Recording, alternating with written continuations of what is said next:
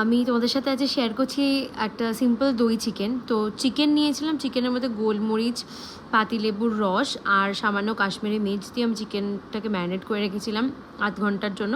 তার আমি পেঁয়াজ বেটে রেখেছিলাম, রসুনও একটুখানি থেতো করে নিয়েছিলাম, আর দই আর কাজু আর চালমগজ আমি বেটে নিয়েছিলাম একসাথে, আর সাদা তেলে পুরোটা করেছিলাম, আর সাদা তেল আর ঘি মিশিয়ে করেছিলাম।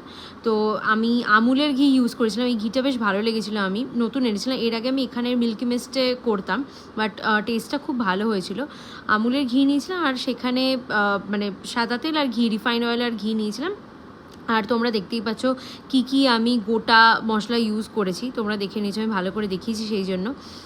আর সেটাকে ভালো করে নেড়ে চেড়ে নিয়ে তারপরে স্বাভাবিকভাবেই আমি পেঁয়াজ ঢেলে দিয়েছিলাম। আর মশলা আমি খুব সামান্য মশলা ইউজ করেছিলাম। মশলা আমি নিয়েছিলাম গুঁড়ো মশলার মধ্যে সেই চিকেন মশলা, ধনে জিরে, আর হচ্ছে লঙ্কা গুঁড়ো, আর হচ্ছে আর লাল লঙ্কা, মানে কাশ্মীরি রেড মির্চ, যেটাতে রং আসে। আর এটাই আমি এই মশলাগুলো ইউজ করেছিলাম। আর রান্নাটা খুব তাড়াতাড়ি হয়ে যায়, খুবই ইজি। আর তার আগের যে রান্নার যে প্রিপারেশন থাকে সেটাও খুব ইজি, কারণ সবই বেটে নেওয়া, সেরকম খুব একটা বড় ব্যাপার না। তোমাদেরকে দেখো গুঁড়ো মশলাগুলো আমি ভালো করে দেখিয়েছি, দেখানোর পর দেখো সেগুলো আমি সমস্ত কিছু অ্যাড করে নিয়ে নাড়ি চাড়িয়ে নিয়ে, এই রান্নাটা করতে বড়জোর খুব বেশি হলে মানে সমস্ত এর আগে যা যা জোগাড় করার হয় সেই জোগাড়গুলো ছাড়াও এই রান্নাটা করতে খুব বেশি হলে সময় লাগবে 35 মিনিট মতো। জোগাড় নিয়ে আমি বলছি, কারণ রান্নাটা করতে 20 থেকে 25 মিনিট, আর জোগাড় করতে 10 মিনিট মতো লাগবে, কারণ এখানে সেইভাবে পেঁয়াজ টিয়াজ ভালো করে কাটার কিছু, রাফলি চপ করে নিয়ে জাস্ট বেটে নিতে হবে।